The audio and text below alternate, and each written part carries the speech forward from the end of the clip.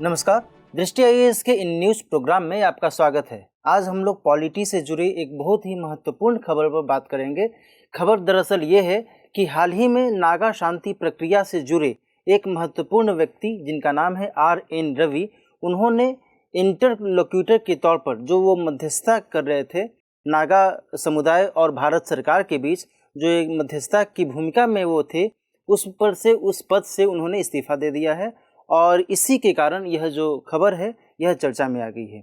तो इस पूरे मामले पर हम समझेंगे आज की चर्चा में कि यह शांति प्रक्रिया क्या है, भारत सरकार का क्या अभिमत है और नागा समुदाय का क्या अभिमत है इस पूरे मामले पर, और नागा समुदाय दरअसल क्या डिमांड कर रहे हैं, इस पूरे पर हम आज चर्चा करेंगे। तो आइए देखते हैं इस आज के डिस्कशन में क्या कुछ डायमेंशंस उभर कर सामने आते हैं। डायमेंशंस की बात करें तो सबसे पहले हम देखेंगे कि आखिर खबर क्या है ना। खबर के मोटे तौर पर मैंने आपको बता ही दिया कि जो RN रवि हैं उन्होंने अपने पद से इस्तीफा दे दिया है, जो पद उन्होंने संभाल रखा था नागा शांति प्रक्रिया के कॉन्टेक्स्ट में, है ना। आगे बात करेंगे कि नागा विद्रोह का इतिहास क्या रहा है, फिर ये भी समझेंगे कि शांति के क्या कुछ प्रयास अभी तक किए गए हैं।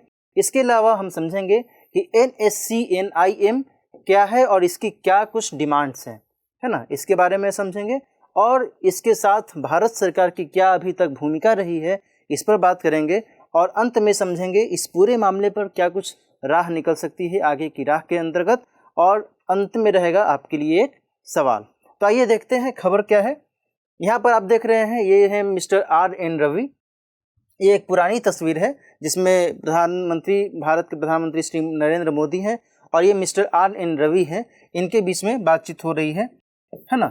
लेकिन अभी की स्थिति यदि मैं आपको बताऊं तो अभी जो है मिस्टर RN रवि ने अपने पद से इस्तीफा दे दिया है और कहा है कि भाई मैं अब इस पद को संभालने की स्थिति में नहीं हूं। अब यहाँ पर मैं आपको थोड़ा सा क्लियर कर दूं कि है क्या कि मिस्टर RN रवि अभी तमिलनाडु के गवर्नर हैं, है ना। और जब इनको यह पद दिया गया था, एक मध्यस्थता निभाने की भूमिका के तौर पर इन्हें पद सौंपा गया था, तो उस दौरान ये नागालैंड के ही राज्यपाल थे, है ना।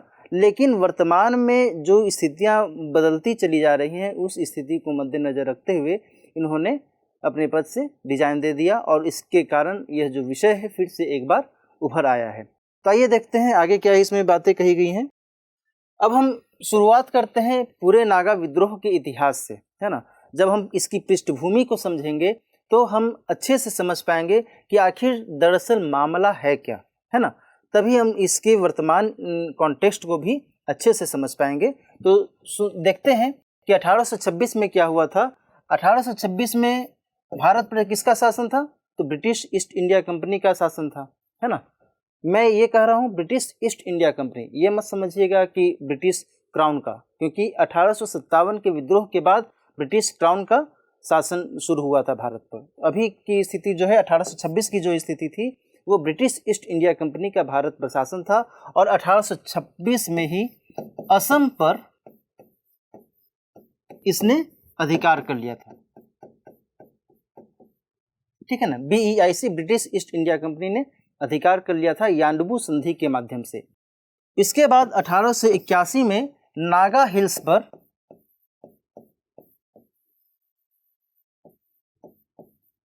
इनका कब्जा हो गया, कब्जा या नियंत्रण जो भी समझिए। इसके बाद 1918 की बात आती है, जबकि एक नागा समूह जो है उठ खड़ा होता है किसके विरोध में? तो ब्रिटिश शासन के विरोध में यह नागा गुट जो है, एक नागा समूह खड़ा हो उठता है ना। और वो विरोध करता है कि आप हमें अपने लेवल पर अपने हिसाब से जीने दीजिए, आप हमारे क्षेत्र में हस्तक्षेप नहीं कीजिए। फिर क्या हुआ? फिर इसी बीच 1946 का एक दौर आता है, जबकि NNC नेशनल नागा काउंसिल नामक एक संगठन का जन्म होता है और इसके माध्यम से कोशिश की जाती है कि हम एक स्वायत्त प्रदेश बनाएं, नागालैंड एक स्वायत्त प्रदेश के तौर पर गठित करें। इसी बीच 14 अगस्त 1947, जबकि भारत को पाकिस्तान से अलग करने की एक जो तिथि थी ये मुकर्रर हो गई थी, 15 अगस्त को भारत आज़ाद मान लिया गया था और 14 अगस्त को पाकिस्तान एक अलग देश बन गया था। तो उसी समय एनएनसी के द्वारा अंगामी जापू फिजो नाम के एक व्यक्ति हैं, इन्होंने नागालैंड को स्वतंत्र घोषित कर दिया उसी दौरान, उसी समानांतर स्थिति में, है ना, जबकि भारत और पाकिस्तान अलग अलग देश बन रहे थे। उसी दौरान इस व्यक्ति ने क्या किया कि नागालैंड को स्वतंत्र घोषित कर दिया, ठीक है, क्योंकि वो पहले से ही ये समझ रहे थे कि हम ब्रिटिश इंडिया के पार्ट हैं ही नहीं, और जब हम ब्रिटिश इंडिया के पार्ट हैं ही नहीं तो जैसे ही भारत से ब्रिटिश शासन समाप्त हो जाएगा तो हम भी एक अलग सत्ता के तौर पर जाने जाएंगे। तो उनका एक ये मंतव्य था। आगे क्या हुआ, 1951 में सोवेरेन नागा स्टेट के लिए एनएनसी ने जनमत संग्रह भी करवाया, है ना। क्या नाम आ रहा है, सोवेरेन नागा स्टेट, यानी संप्रभु नागा राज्य की बात इन्होंने की 1951 के दौरान। इसका मतलब क्या हुआ कि ये चाहते थे कि जो भी हम निर्णय लें वो हमारा अपना निर्णय हो, भारत सरकार का हमारे में कोई भी हस्तक्षेप न हो, इस किस्म से वो आगे बढ़ रहे थे।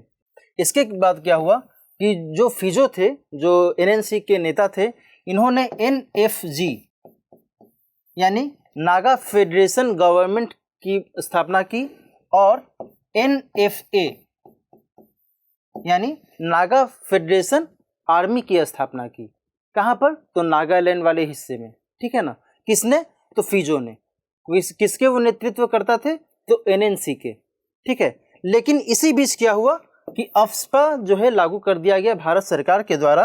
कब, तो 1958 में, है ना। अब आप समझ सकते हैं कि ये जो स्थितियां हैं, ये स्थितियां किस तरीके से अब धीरे धीरे बदल रही थी। पहले जहां फिजो के नेतृत्व में इस तरीके से एक सरकार के गठन की बात की जा रही है, सेना के गठन की बात की जा रही है, उसके बाद भारत सरकार जो है उस पर एक प्रभाव दर्शाने की कोशिश कर रही है, किसके माध्यम से, अफ्स्पा के माध्यम से, और वहां पर इस अधिनियम को लागू कर दिया गया। आगे क्या हुआ, उसके बाद 1947 का दौर आता है। इस समय 29 जून 1947 को नागा अकबर हैदरी समझौता होता है। ये अकबर हैदरी कौन थे, उस समय ये गवर्नर थे, कहाँ के, असम के,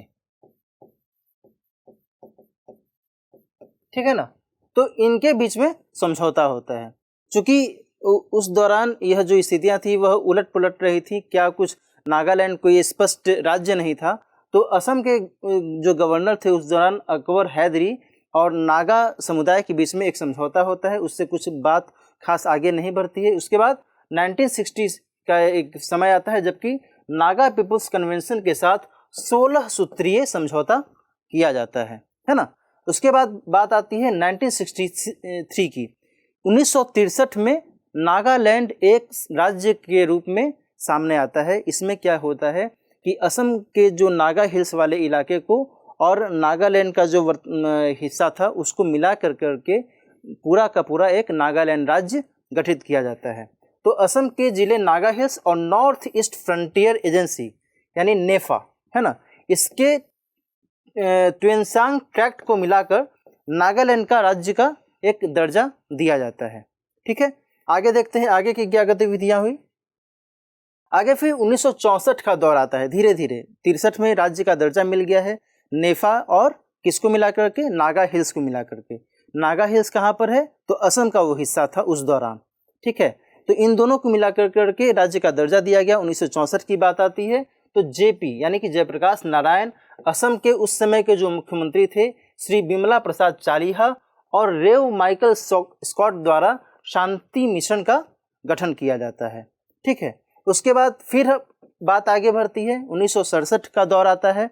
उस समय क्या होता है कि एनएनसी, जिसकी बात मैंने शुरू में की ही, एनएफजी जो उसका फेडरेशन गवर्नमेंट है और एनएफए जो उसका फेडरेशन आर्मी है, इनके द्वारा शांति मिशन को छोड़ दिया गया और बड़े पैमाने पर विद्रोह अभियान शुरू कर दिया गया, है ना। इन्होंने ये जो शांति मिशन की शुरुआत की गई थी, इस मिशन को इन्होंने ठुकरा दिया, एनएनसी ने ठुकरा दिया, कहा कि हम आपके मिशन की कोई भी बात नहीं मानते हैं, है ना। तो ये एक चरणबद्ध तरीके से कुछ गतिविधियां चल रही थी।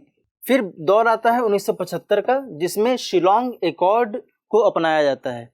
इसके बाद होता यह है कि एनएनसी और एनएफजी इनके द्वारा हथियार छोड़ने पर सहमति जताई जाती है। लेकिन इसके बावजूद भी स्थिति संभलती नहीं है और NSCN का गठन होता है। NSCN का मतलब क्या हुआ? National socialist council of Nagaland, है ना, इसका गठन होता है। और बाद में NSCN जो है ये भी दो धड़ों NSCN-IM और NSCN-K में क्या होता है, ये टूट जाता है। कौन? तो NSCN, ठीक है। दरअसल है क्या कि NNC जो है इसमें 3 महत्वपूर्ण नेता थे, ठीक है। मैं बहुत ही शॉर्ट फॉर्म लिख रहा हूं। इजाक, दूसरे थे मुइवा और तीसरे थे खापलांग,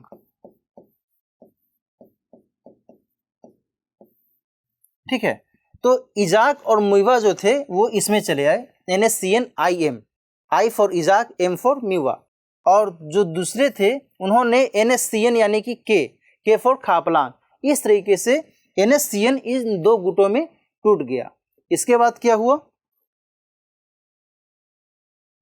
इसके बाद 1991 में लंदन में जो NNC के जो महत्वपूर्ण नेता थे फिजो, उनका निधन हो जाता है। और जब इनका निधन हो जाता है तो मेन जो था NSCN-IM, इसका प्रभाव बढ़ जाता है। ये जो भी उपद्रवी थे उस समूह से जुड़े हुए, उनका जो नेतृत्व करता था, वो नेतृत्वकर्ता कौन हो जाता है? NSCN-IM। अब आप समझ सकते हैं कि ये स्थितियां कैसे दिन पर दिन बदलती चली गई। आगे बात करते हैं NSCN-IM की मांगे क्या है ना। मांगों के तौर पर यदि बात करें तो ये एक पृथक नागा संविधान और नागा झंडे की बात करते हैं, ठीक है। ये कहते हैं कि हमें एक अलग नागा संविधान चाहिए और नागा झंडा चाहिए। इसके अलावा ये ग्रेटर नागालिम की भी मांग करते हैं, है ना। एक बृहद ग्रेटर नागालिम, बृहद नागालिम की बात करते हैं। इसमें किसे शामिल किया जा रहा है इनके माध्यम से? तो असम,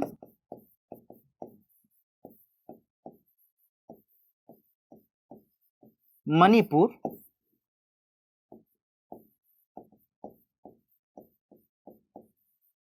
अरुणाचल प्रदेश और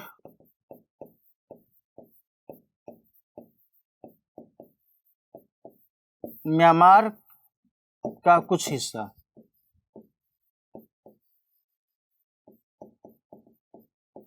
है ना। म्यांमार से जुड़े हुए एक पार्टिकुलर रेंज को भी ये अपने में कवर करना चाहते हैं, नागा क्षेत्र के तौर पर ये उसे लाना चाहते हैं।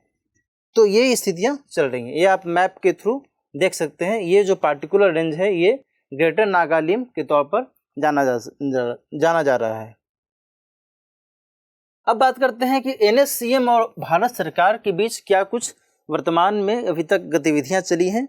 यहाँ पर देखा जाए तो NSCN-IM ने, IM के मतलब मैंने बता ही दिया, I फॉर इजाक और M फॉर मीवा। तो NSCN-IM का भारत सरकार के साथ सीज फायर पर हस्ताक्षर हुआ कब? 1997 में, ओके।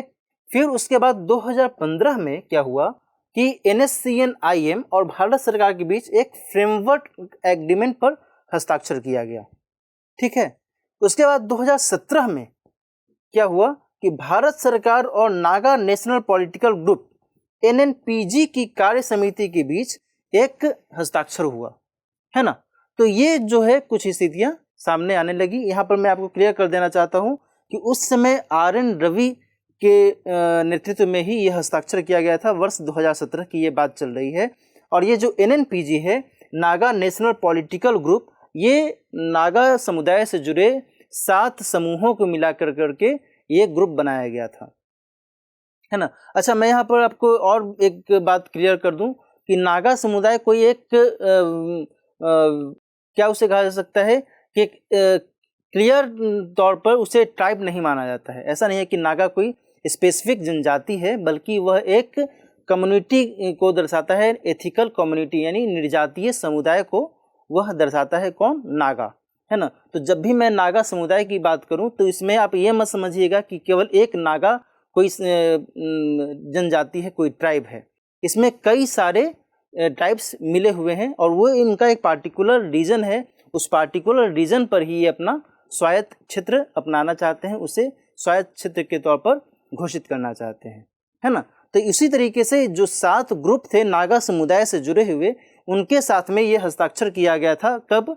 तो 2017 में। आगे देखते हैं। अब बात आती है कि आगे की राह क्या हो। लेकिन आगे की राह पर जाने से पहले मैं आपको एक चीज़ और बताना चाहूँगा कि इस पूरे मामले में एक और तनाव का माहौल बना हुआ है। तनाव का माहौल ये है कि वर्तमान में जो नागा समुदाय और भारत सरकार के बीच एक टसल वाली स्थिति चल रही है, उसमें एक तरफ जो मैं RN रवि जी की मैं बात कर रहा था, है ना, इन्होंने जिस हिसाब से कार्य किया उस कार्य को नागा समुदाय ने नापसंद किया है, और इसका ही एक रिजल्ट है, एक परिणाम है कि आज उन्होंने अपने पद से मध्यस्थ के तौर पर जो एक भूमिका निभा रहे थे, उन्होंने अपनी भूमिका से जो है पल्ला झाड़ लिया है और इस तरीके से वो वहाँ से हट चुके हैं, है ना। लेकिन इन्होंने अपने कार्यकाल के दौरान अपने रहते हुए इन्होंने नागा समुदाय पर कुछ आरोप लगाए और उस आरोप का जो है बदला ले रहा है नागा समुदाय NSCN-IM, और उसका कहना है कि हम चाहते हैं कि हमारा एक स्वतंत्र संविधान हो और हमारा स्वतंत्र झंडा हो। RN रवि जी की बात यदि की जाए तो इन्होंने नागा समुदाय के कॉन्टेक्स्ट में कहा कि ये जो है एक हथियारबंद दस्ता है ना।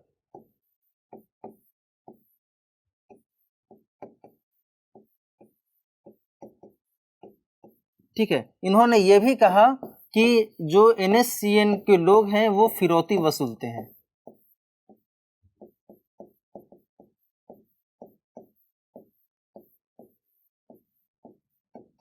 ठीक है ना। ये किसके बारे में कहा जा रहा है? तो NSCN-IM और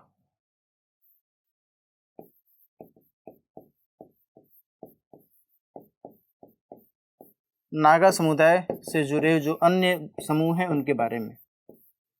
ठीक है, तो इस संदर्भ में ये जो बातें हैं इसके आधार पर नागा समुदाय ने ये कहा, NSCN-IM ने कहा कि हमारा क्या हो, एक पृथक झंडा हम चाहते ही हैं, और RN रवि ने जो बातें कही हैं वो बिल्कुल ही निराधार हैं, और हमारा ये मत है कि हम किसी भी तरीके से एक स्वतंत्र स्वायत्त संप्रभु नागा क्षेत्र बनाएं, और जो भी नागा क्षेत्र से जुड़े हुए नागालैंड के इर्द गिर्द के भी जो क्षेत्र हैं उनका भी एकीकरण किया जाए। ठीक है, इस तरीके की स्थितियां सामने आती हुई दिख रही हैं, यानी कि तनाव कुछ इस हद तक बढ़ गया है। इसके अलावा अभी की स्थिति यदि देखी जाए तो अभी जो स्थिति ये है कि नागा समुदाय का ये भी कहना है कि नागालैंड में द्विसदनीय व्यवस्था अपनाई जाए, और इसमें नागा समुदाय से जुड़े हुए जो प्रतिनिधि हों उनका नामांकन किया जाए, उनको नॉमिनेट किया जाए उस विधानसभा में, है ना। तो ये जो है एक डिमांड की जा रही है। अब आगे देखते हैं इस पूरे मामले में आगे की राह क्या कुछ हो सकती है। आगे देखते हैं आगे क्या है। तो आगे की राह के अंतर्गत अब हम समझते हैं कि क्या चल रहा है। तो NSCN-IM और सरकार को आपसी गतिरोध कम करने और वार्ता को सही दिशा में आगे बढ़ाने की ज़रूरत है, इस पर फोकस करना चाहिए। इसके साथ साथ क्षेत्र में स्थायी और दीर्घकालिक शांति कायम करने का प्रयास किया जाना चाहिए, है ना। इसके आगे और क्या है? सांस्कृतिक, ऐतिहासिक और क्षेत्रीय सीमा को ध्यान में रखकर बातचीत की जानी चाहिए। साथ ही इस क्षेत्र की जनजातियों के कल्याण की दिशा में सरकार को प्रयास करने चाहिए, है ना। ये सब कुछ जो महत्वपूर्ण कदम है इनको अपनाने की आवश्यकता जताई जा रही है वर्तमान संदर्भ में। ठीक है, तो इस पूरी चर्चा के आधार पर जो अब सवाल बन सकता है, आइए उस सवाल को भी एक नज़र देख लेते हैं। प्रश्न है, आखिर क्या कारण है कि नागा शांति प्रक्रिया अपने स्थायी समाधान तक नहीं पहुंच पा रही है? इस दिशा में भारत सरकार और नागालैंड गुटों के बीच अब तक हुए समझौतों पर प्रकाश डालिए। तो कुल मिलाकर के आपको नागा शांति प्रक्रिया के कॉन्टेक्स्ट में एक एक कर बताना होगा कि शुरू से अब तक की क्या स्थिति रही है। इसके बाद आपको ये भी दर्शाना होगा कि वर्तमान में नागा शांति प्रक्रिया में भारत सरकार की भूमिका क्या है और क्या कुछ इसके लिए प्रयास किए जाने की आवश्यकता है। इस तरीके से आप एक उत्तर फ्रेम कर सकते हैं। तो आज की चर्चा में इतना ही। मिलते हैं नेक्स्ट सेशन में किसी और महत्वपूर्ण खबर के साथ। तब तक अपना ख्याल रखिए। नमस्कार।